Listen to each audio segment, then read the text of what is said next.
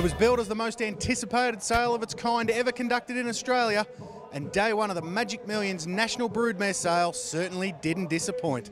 Records fell by the wayside as buyers from all over the world converged on the Gold Coast for a crack at bloodlines that had not previously been accessible to breeders in Australia. Tealy Assets created a bidding frenzy with the 56 lots it offered as part of a dispersal sale, producing $10 million lots among a gross total of $23 million at an average of more than 400,000.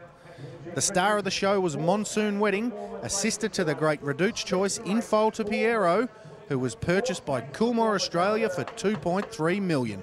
Coolmore also headed home with the lot that created the most interest in the lead-up to the sale, Estelle Collection, the dam of Lankan-Rupee, who was in foal with a full relation to the world's best sprinter, and she sold for $1.4 million.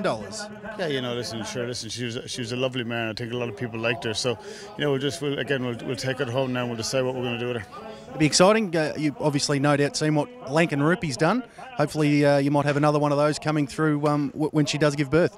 Yeah, you know, Lankan was obviously. I think everybody knows how good Lankan-Rupee is. So listen, sure, hopefully she gets a few more of those now. We'll be on the way. So Newgate Farm was one of the most active at the sale, counting $1.5 million purchases Precious Lorraine and Quench the Thirst among its acquisitions, along with Your Lifestyle, who was knocked down for a cool $1.2 million.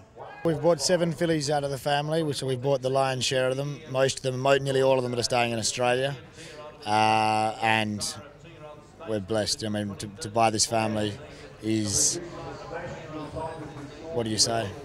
On a global perspective, I think that it was quite an inexpensive sale for what they were. We look forward to further developing this incredible family, you know, hopefully till the day I die. James Harron was again busy, combining with Dale Hill Stud to pay $1.5 million for Shantha's Choice product Tastes of Heaven, plus $1.1 million for Rubik's sister Drifting Cube, and the renowned buyer said the presence of his American partners emphasised the appeal of this sale. It's an incredibly unique situation, and one which may not come up again for decades to come. It can take breeders and investors a long time, a lifetime, to find a family that actually works. So to be able to come here and buy into the best ready-made family in Australia that keeps producing year after year is extremely unique, and I think a lot of people in the hangover from today will realise that over the coming years of what a unique thing it was for people to be able to get involved in. Tealy Assets accounted for the day's top 13 lots, one of which was Blue Diamond winner Miracles of Life, who sold for $900,000, but there were some big prices paid by mares offered by other vendors. Former Sydney filly Cavalry Rose fetched $650,000, while Most Joyful was knocked down to James Bester for $625,000. This is probably outside of the Reduced Choice family, clearly Australia's #1 family, the Denise's Joy family, and a full sister to More Joyous speaks for herself. She goes to Kiora Stud.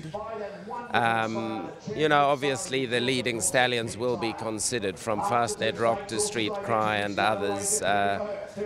She's the kind of filly that could throw $1 million yearling if you get the best of its type by that stallion, so she'll be well mated up anyway. Others to top $500,000 were Twilight Royale, who sold for $580,000, and Angel of Mercy and Shani Rose, who realised $575,000 apiece.